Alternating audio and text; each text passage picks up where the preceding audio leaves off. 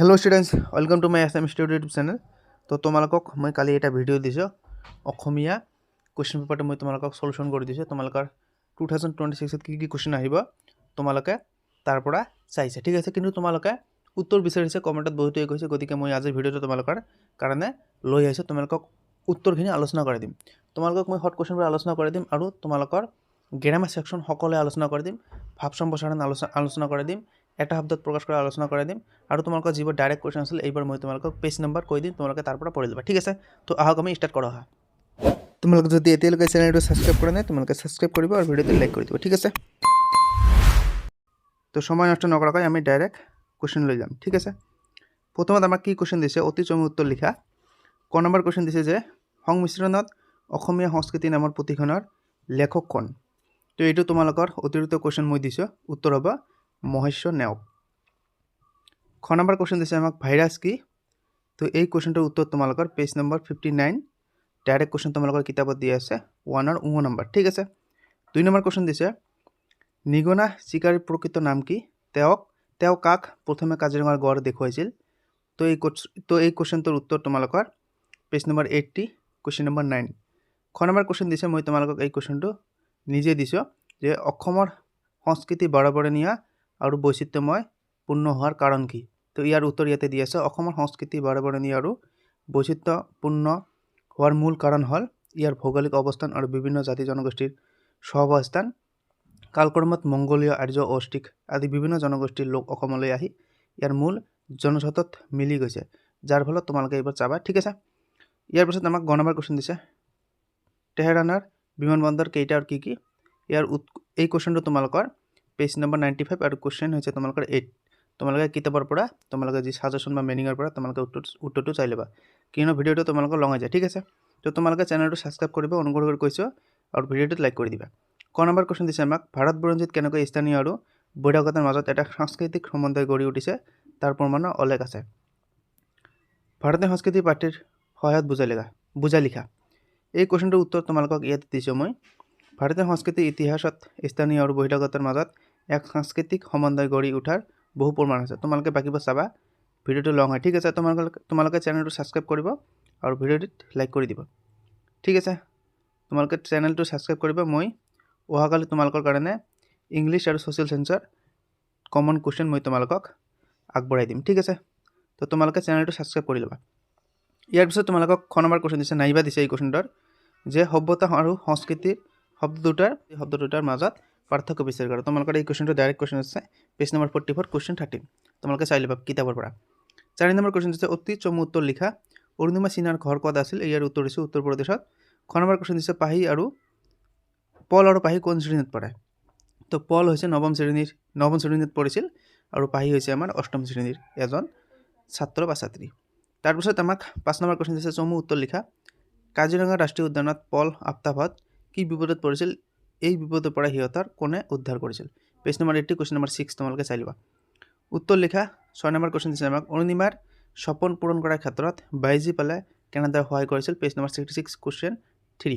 খ number question দিছে ইন্টাৰনেটৰ তিতামিটাৰ লগতে ইন্টাৰনেটৰ মিটা সুবিধা লগতে তিতা অসুবিধা আছে এই কথাৰ কাৰক বক্তা কোন তোমালোকে এই क्वेश्चनটোৰ উত্তৰ page number 59 question number 6 question number 7 দিছে ভট্টদেৱৰ সম্পূৰ্ণ নাম এই क्वेश्चनটো মই তোমালোকক ভিতৰৰ পৰা দিছো এই क्वेश्चनটোৰ উত্তৰ হৈছে বৈকুণ্ঠনাথ ভাগৱত ভট্টাচাৰ্য আৰু কেন্দ্ৰৰ অৰ্থ হৈছে শ্ৰেণী ঠিক আছে এইবাৰ তোমালোকে মনত ৰাখিবা ইয়াৰ পিছত তোমালোকৰ क्वेश्चन আছে শ্ৰীনিবাদী কোন তেওঁৰ সংগ্ৰামৰ বিষয়ে পাঠ্যপুথিৰ সহায়ত লিখা উত্তৰ তোমালোকৰ এই क्वेश्चनটো ডাইৰেক্ট क्वेश्चन আছে তোমালোকৰ কিতাপত পেজ নম্বৰ 95 আৰু क्वेश्चन আছে 13 ইয়াৰ পিছত আমাক क्वेश्चन নম্বৰ 9 দিছে কাজিৰঙালৈ যাত্ৰা কৰি কি বিশেষ শিক্ষা লাভ কৰি বুলি শিক্ষক-শিক্ষয়িত্ৰীসকলক অৱগত কৰিছিল পেজ নম্বৰ 80 क्वेश्चन 10 তোমালোকে কিতাপৰ পৰা চাই লবা ক্ৰিকেট খেলুৱৈ যুৱৰাজ সিঙে অৰুণিমা কেনেদৰে অনুপ্ৰাণিত কৰিছিল পেজ নম্বৰ 66 क्वेश्चन 8 তোমালোকে চাই লবা অতি চমু উত্তৰ লিখা তোমালোকক মই আগতে কৈছো তোমালোকৰ যি তোমালোকে क्वेश्चन आंसर বিচাৰিছে মই তোমালোকক গ্ৰামাৰ সেকশনখন কৈ দিম আৰু কিতাপৰ পৰা যিবোৰ ডাইৰেক্ট क्वेश्चन দিছে এইবাৰ তোমালোকে নিজে চাই লবা ইয়াত তোমালোকৰ উত্তৰ দি আছে আৰু এটা যে শংকৰদেৱে কিমানটা বৰ্গত লিখিছিল উত্তৰ হৈছে আমাৰ 191 টা আৰু মাধৱদেৱে যদি কয় তোমালোকে লিখিবা 157 জিকিৰ শব্দৰ অৰ্থ হৈছে জিকৰ ইয়াৰ পিছত আমাক क्वेश्चन নম্বৰ 11 দিছে চমু উত্তৰ লিখা ক নম্বৰ क्वेश्चन জিকিৰ সমূহ ইছলামৰ কি কথা প্ৰকাশ কৰে মোস্ট ইম্পৰ্টেন্ট क्वेश्चन তোমালোকৰ এই क्वेश्चनটো কিতাপত নাই মই তোমালোকক বনাই দিছো এই क्वेश्चनটোৰ উত্তৰ মই তোমালোকক দি দিম ঠিক আছে জিকিৰৰ জৰিয়তে প্ৰকাশ নোহোৱা, ইয়াত উত্তৰ তোমালোকক দি আছে, জিকিৰৰ জৰিয়তে প্ৰকাশ হোৱা বা প্ৰকাশ পোৱা ইছলাম ধৰ্মৰ প্ৰধান কথাসমূহ তলত উল্লেখ কৰা হ'ল। আল্লাহৰ একত্ব, ঠিক আছে, তোমালোকে পঢ়ি ল'বা। আৰু ইছলামিক আচাৰ নীতি নামাজ তোমালোকে তলত পঢ়ি ল'বা। খ নম্বৰ কুৱেশ্যন দিছে বৰগীতৰ দুটা লক্ষণ, ঠিক আছে, তোমালোকে এই তলৰ পৰা চাই ল'বা। তাৰপিছত তোমালোকক 12 নম্বৰ কুৱেশ্যন দিছে চনক চনন্দ যোগী যাহকো ধিয়াই সকলো নিগমে যাক বিচাৰি নাপায়। এই কুৱেশ্যনটো তোমালোকৰ পেজ নম্বৰ 4 কুৱেশ্যন 5 তোমালোকে পঢ়ি ল'বা। কুৱেশ্যন নম্বৰ 13 দিছে তোমালোকক মন্দিৰৰ উপকৃত কি ফুলে প্ৰেম পৰিমল যচা বুলি কবি কৈছে। উত্তৰ দিছে আমাক ৰবাক, উত্তৰ আমাৰ হৈছে ৰবাক।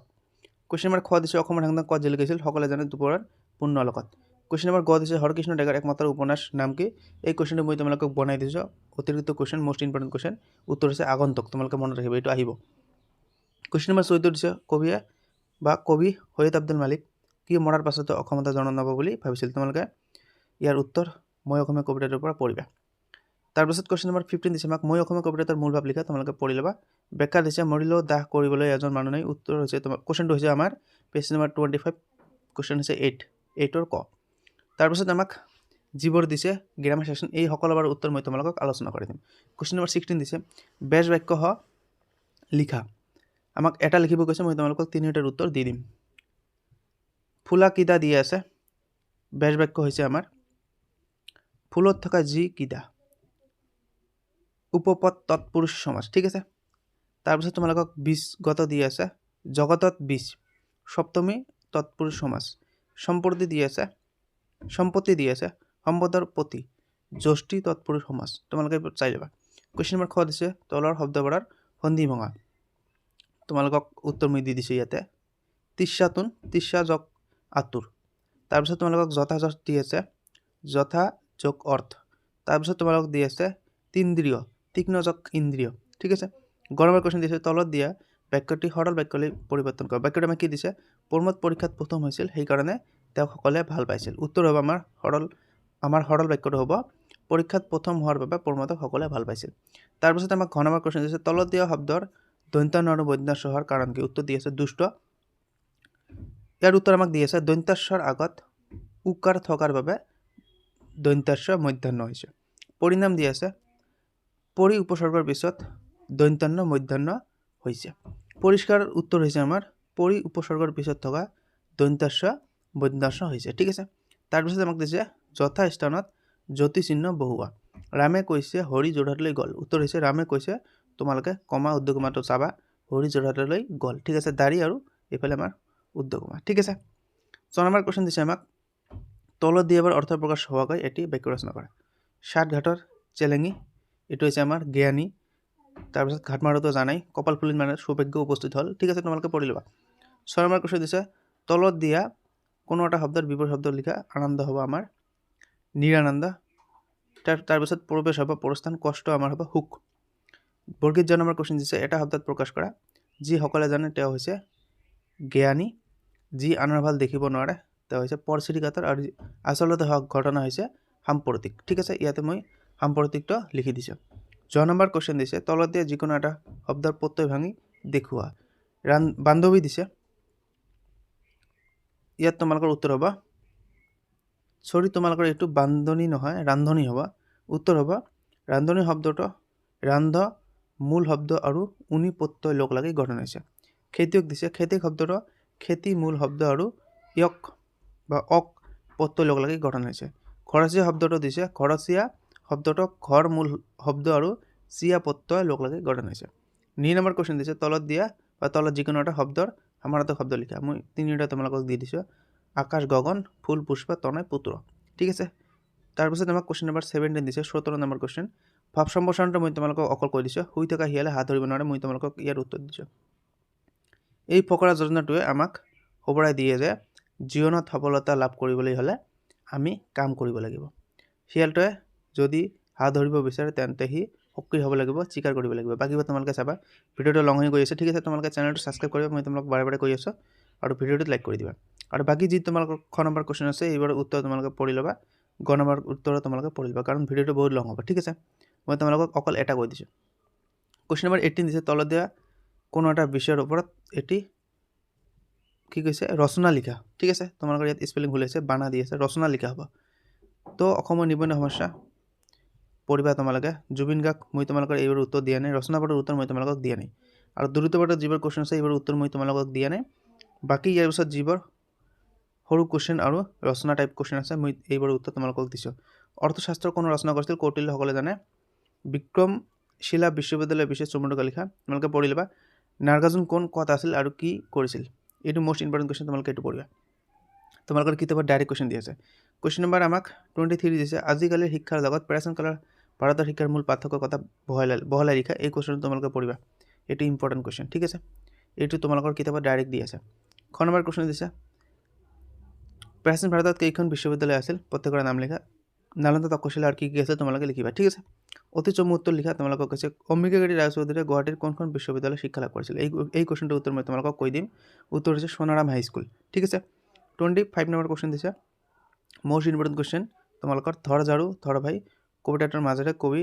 ৰায়চৌধুৰী দেৱৰ স্বদেশ প্ৰেম ভাৱ কিদৰে প্ৰকাশ পাইছে ঠিক আছে ইয়াৰ উত্তৰ তোমালোকে পেজ নম্বৰ 108 বাহিৰ কৰিবা কুৱেশ্যন 6 তোমালোকে ডাইৰেক্ট কুৱেশ্যন দি আছে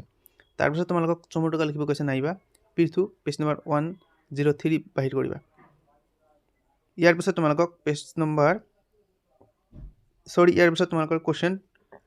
26 আমাৰ নাম্বাৰ দি আছে 5 মাৰ্কছ কৃষ্ণই বিভিন্ন সময়ত কি কি অৱতাৰ ধাৰণ কৰি কেনে কাৰ্য সাধন কৰিছিল পাত্ৰৰ আমলত বৰ্ণনা কৰা পেজ নম্বৰ 103 কুৱেশ্যন 7 আৰু এটা কুৱেশ্যন দিছে নাইবা তথাপি তহক দেশৰ দৰত উৰি যায় মোৰ জীৱ ঠিক আছে এই কুৱেশ্যনটো আমাৰ 103 পেজ আৰু কুৱেশ্যন 3 তোমালোকে তাৰ পৰা ডাইৰেক্ট কুৱেশ্যন আছে চাই লোৱা